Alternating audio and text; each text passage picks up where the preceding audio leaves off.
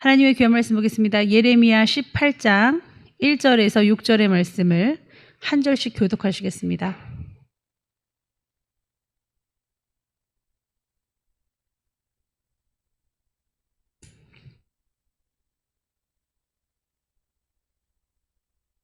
제가 1절을 읽겠습니다.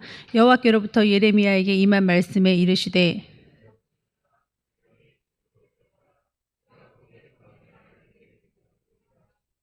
내가 토기장이의 집으로 내려가서 본즉 그가 농로로 일을 하는데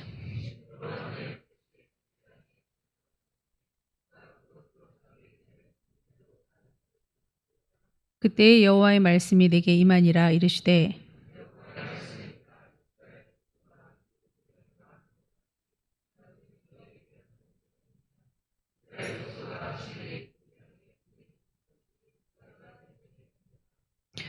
아멘. 기도하시겠습니다. 소위 부처님 손바닥이라고 하는 말이 있습니다. 그것은 거짓말이지요. 그는 인간이었습니다. 인간의 삶을 고뇌하며 왕의 신분으로, 왕족의 신분으로 살 수 있었으나 아버지 천민들의 어려운 상황들을 보며 사람은 어디서 나서 어디로 가는가, 괴로움과 슬픔과 아픔과 실수와 이 모든 고통은 무엇인가를 해결하지 못한 채 죽었습니다.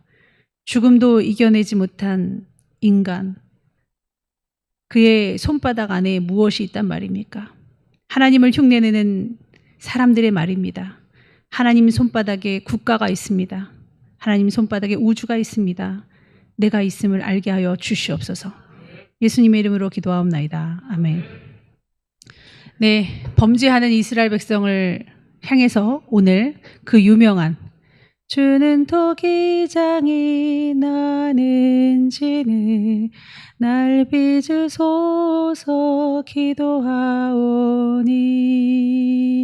항상 진실케 내 맘 바꾸사 하나님 닮게 하여 주소서. 아멘. 하이음까지 너무 멋있었어요. 요 시청각 교육을 시키시는 거예요. 근데 오늘 농로로 일을 하시는 주님. 농로가 뭐냐면 이거 있죠. 진흙 탁 올려놓고 발로 막 돌리면 이게 농로예요. 그럼 막 그릇을 빚을 수 있잖아요. 그거를 왜 보여주시느냐. 이 토기장이가 마음대로 그릇을 빚다가 팍 터져요. 아이고, 이 뭐 재료가 안 좋은 거예요? 이렇게 터져. 아이, 망쳤다 이거 그냥. 그러면서 다시 좋은 대로 다른 그릇을 만드시는 거예요. 아니면 주둥이를 이렇게 뾰족하게 만들었다가 아니 그러니까 팍 부셔요. 부시더니만 넓은 주발 같은 그릇으로 만들고 이런 모습을 보여주시는데 이게 누구였느냐? 누굴까요? 하나님이시라 이거예요. 하나님이 전 지구를 놓고 촥촥촥촥촥촥촥 돌리시듯이 지금 하나님이 빚고 계시다는 거예요. 그래서 우주의 주관자요, 역사의 주관자요, 내 개인의, 우리 가정의 주관자는 누구십니까? 하나님이시라는 거예요. 그거를 잘 설정해야 되는데 우리가 이 모든 말씀들을 보면 이렇게 반복되는 죄 속에 토기장이의 마음이 너무 슬프신 거예요. 터져버렸잖아요. 계속 안 한다고 그러고 또 하고, 안 한다고 그러고 또 하고, 안 한다고 그러고 또 하고. 언제까지 참냐 이거죠. 그래서 귀엽고 찰싹찰싹 때리시는데 본심도 아니시지만 우시는 하나님, 때리시면서 우시는 하나님, 그 마음을 아느냐 이거죠. 제가 반복되는 죄를 가지고 이 나이 먹고 이 주의 종의 입장 가운데 있는데도 여전히 반복적으로 짓는 내가 너무 미워서 너무 많이 연구를 했어요, 사실. 근데 또 까먹고 또 까먹어요. 믿음은 들음에서 납니다. 그리고 아는 거예요. 다 해아래 새 것이 없어서 사람은 다 거기서 거기 계속 연말을 해야 되는데 알고 있다고 자꾸 잊어버리면 안 되거든요. 다시 또 찾아봤어요. 이찬수 목사님은 그러더라고요. 베트남 전에 간 미국의 그 용병들이 그 태양볕에 언제 나를 죽일지 모르는 그 총뿌리 앞에 그 헤로인 그거 있잖아요. 히로뽕이라고 하죠. 그거를 먹으면서 이렇게 연명을 했어야만 하는 그 외상후 스트레스에 시달리고 그러잖아요. 전쟁 참정 용사 같은 분들이. 그러니까 그 약을 먹어야만 돼요. 그렇게 먹으면서 전쟁을 했던 분들이 전쟁이 끝나고 본국으로 귀환을 했을 때 과연 이 마약을 끊을 수 있었느냐? 거의 90% 넘게 끊었대요. 그게 어떻게 희소식이에요. 어떻게 그럴 수 있었을까? 너무 그 삶이 행복해서 처자식하고 부모님 보고 이 일상의 그 행복이 너무너무 좋아서 그냥 바로 끊었다 이거예요. 더 행복한 것이 하나님이면 끊어져요. 우리는 그 죄를 자꾸만 보면요. 죄 졌다. 어떡해. 너 실수해서 죄. 그것만 보면요. 발전이 없어요. 주님을 봐야 돼요, 바로. 폴 워셔 목사님도 그런 말씀 했습니다. 우리는 페널티 박스에 들어가서 자꾸 반복적으로 죄를 지니까 반복적으로 죄 짓는 거 아닌 거는 상관없는데 반복적으로 죄 짓는 게 너무 미안해서 그 박스 안에 나 혼자 들어가서 웅크리고 있다가 사랑의 하나님인데 감히 바라다 보지도 못하고 그리고서는 좀 성경이라도 좀 더 읽고 선한 일을 하면은 그때 나오는 거예요. 그러지 말고 바로 가라는 거예요. 그리스도께. 저는 더 찾아봤습니다. 말씀해 보니까 7번씩 70번이라도 용서를 해주신다는 거죠. 우리 보고 하라는 거예요. 너희가 7번씩 70번이라도 그럼 토탈 77, 49, 490번인데 우리가 남 보고 용서하라는 거죠. 그럼 인간 대 인간도 그런데 그거를 가르쳐 주신 하나님은 우리 안 용서하시겠어요? 그럼 490번이에요. 죄 하나당. 그러면 그 숫자를 얘기하시는 거겠어요? 아니에요. 그 이상도 용서하시겠다는 거예요. 그 정도로 끊임없이 용서하는데 근데 어디까지 용서를 하시냐면요. 너무 기가 막힌 게 나는 나를 위하여 너희의 허물을 기억하지도 않겠다. 도대체 어떻게 이렇게 사랑이실 수가 있는지 그러니까 더 고개를 못 듣겠는 거예요. 너를 위해서도 아니고 자기 자신을 위해서 내가 네 죄를 생각하면 있지. 내가 너무 슬프고 너무 아프니까 그냥 나를 위해서라도 나는 네가 회개하면 용서할게. 그러면 490번이 아니라 저는 갱신이라고 생각해요. 오늘부터 490번이 또 할당이 돼 있는 거예요. 또 리셋이라고 생각해요. 하나님 마음이. 깨끗하신 거야. 나를 향한 그 마음이 변함이 없으신 거예요. 하나님이. 이런 하나님을 여러분 아십니까? 나 잘 모르겠어요. 전에는 내가 하나님을 조금 안다라고 생각했는데 이제는 정말 모르겠어요. 내 남자 정말 모르겠다. 그렇게 얘기하듯이 정말 하나님 난 정말 모르겠어요. 나 같으면 보지도 않을 것 같은데 아니 어떻게 그런 말씀을 하시는지 할 수가 없어요. 그래서 오늘도 저는 그렇게 기도를 했습니다. 하나님 진짜 사랑하는 거 너무 확실하고 너무 사랑해서 고개를 못 들겠어요. 너무 사랑하니까 제가 담대히는 나오는데 마음이 말이 아니에요.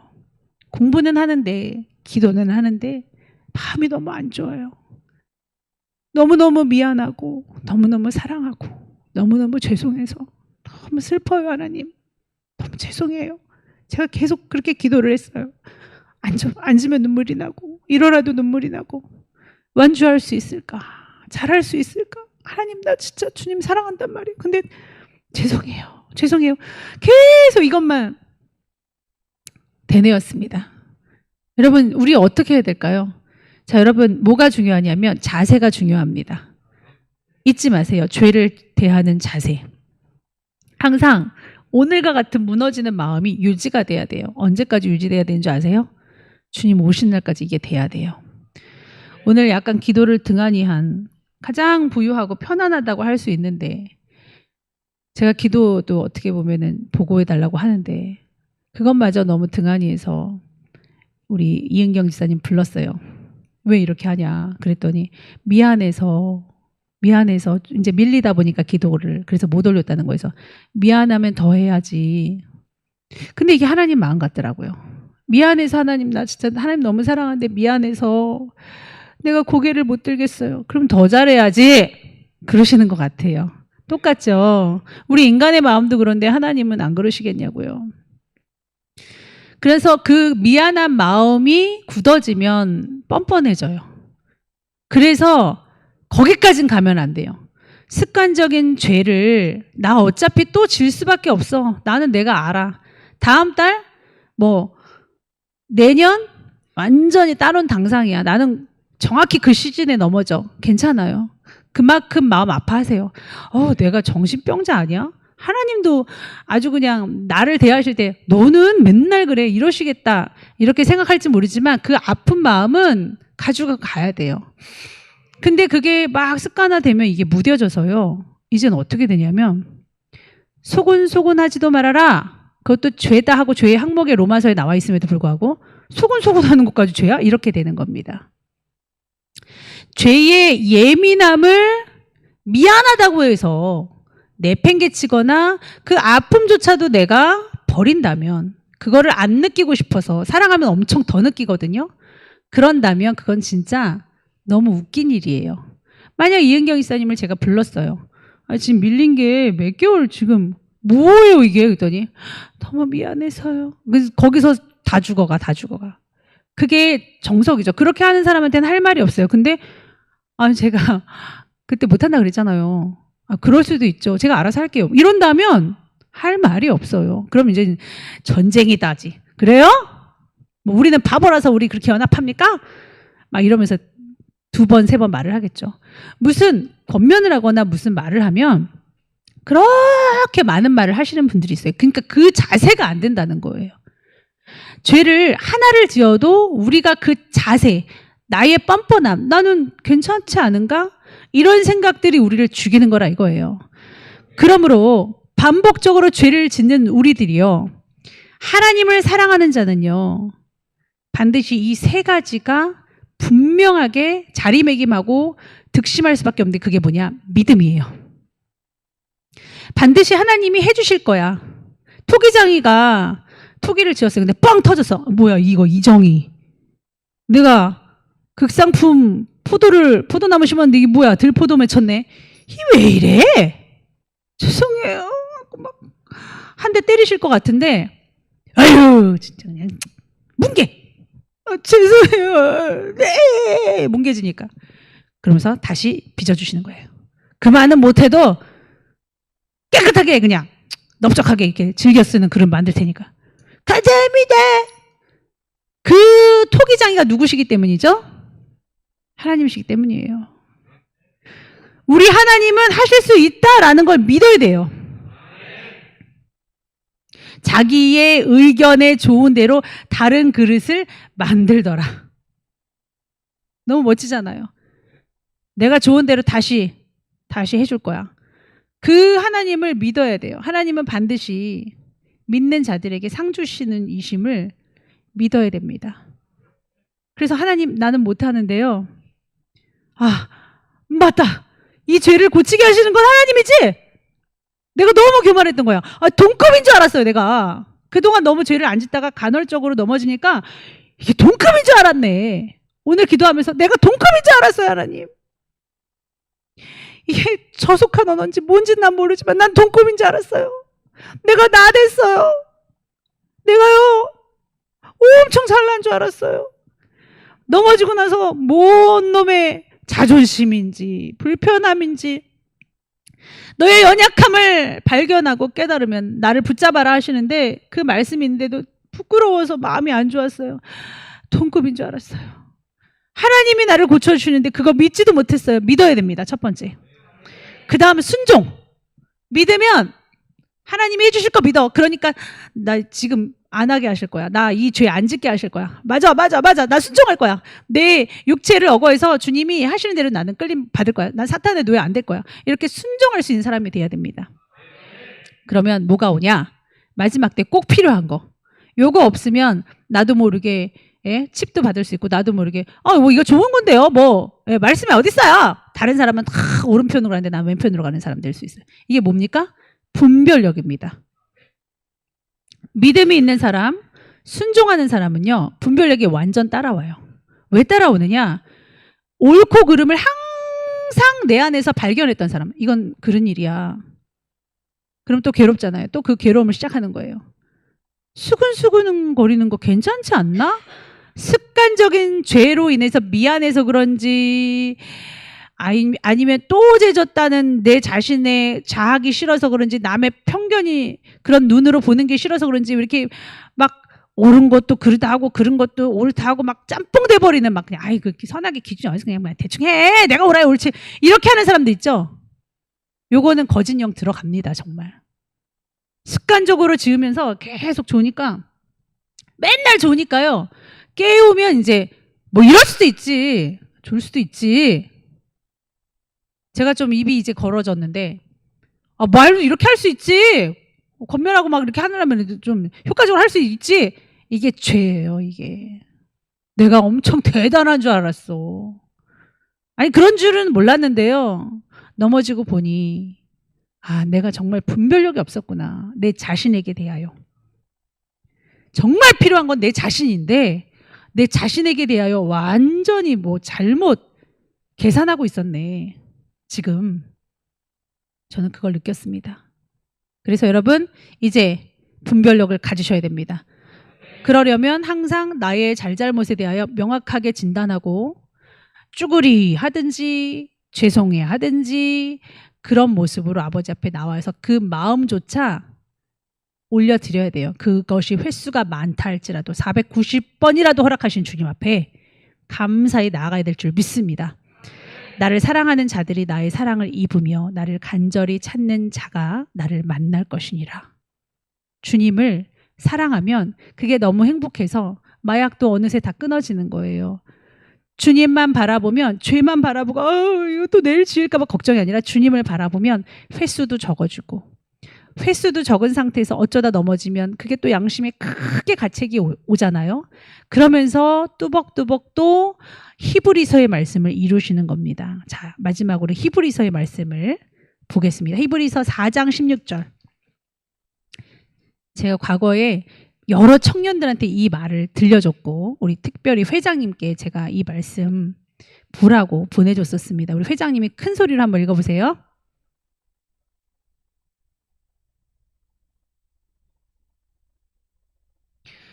내가 죄까지 져놓고 그래 뭐 1년에 한 번을 짓든 맨날 달마다 짓던 죄를 1년에 한 번 어쩌다 넘어진다 한들 하나님을 사랑하고 그렇게 죄를 덜 짓는 사람은요 진짜 어쩌다 넘어지게 그렇게 아까워요. 그래서 양심의 가책이 엄청 되면서 막 하나님을 사랑하니까 막 어쩔 줄을 몰라요. 막 질질질 울고 다녀요. 그러면 어떻게 되냐면 막 죄송해가지고 고개를 못 들거든요. 그러면 긍휼하심을 못 받아요. 어차피 우리는 아무리 밑바닥인데 아무리 막 잘한들 여기까지예요. 하나님께는 미치지 못해. 동급 아닌데 긍휼하심을 받아야 갈 수 있는 그 나라를 아버지 앞에 나아가야 긍휼함을 받는다고요. 그리고 오늘은 오늘의 때의 은혜가 있어요. 도우실 만한 은혜. 특별히 오늘 죄지면 오늘 죄진 나에게는 더 큰 도움의 은혜가 있어야 돼요. 죄졌던 나의 마음에 은혜의 도움. 그 보좌가 은혜의 보좌라는 거예요. 그 보좌에 때로는 담대히 나갈 필요성이 있습니다. 그러므로 우리는 긍휼하심을 받고 때를 따라 돕는 은혜를 얻기 위하여 은혜의 보좌 앞에 담대히 나아갈 것이니라. 우리는 죄를 지을수록 아버지 앞에 범죄할수록 죄송할수록 눈물을 흘리고 앉아 있더라도 그 자리 지키며 앉아 있읍시다. 그런 사람이 귀하고 멋있는 것 같습니다. 기도하시겠습니다. 하나님, 오늘 한 청년이 술을 한 잔 마셨는데 정말 너무 죄송하고 그전에는 그러한 것이 없었더니 이제는 더욱더 양심의 가책을 받아 그래도 어찌하면 좋을까 하는 마음으로 형제에게 전화했는데 그래도 교회에 나오라고 하니 나왔습니다. 얼마나 예쁘고 아름다운지 모릅니다. 저 아들에게 긍휼을 베풀어 주시고 때를 따라 도우시는 은혜를 지금 담비처럼 맡고 있사오니 주의 보좌 앞에 나아온 지혜로운 아들입니다. 우리 모두 뻔뻔하라는 게 아닙니다. 죄짓고 신나하라는 게 아닙니다. 그저 눈물 짓고 죄송한 마음이나 내가 있을 곳은 여기라는 것을 잊지 말게 하시옵시고 약한 나를 강하게 하시는 투기장이신 나의 하나님께 나의 몸을 맡겨드려 먼 날 반드시 변화받고 거듭나 하나님 앞에 영광 돌릴 수 있는 자가 되게 하여 주시옵소서. 예수님의 이름으로 기도하옵나이다. 아멘.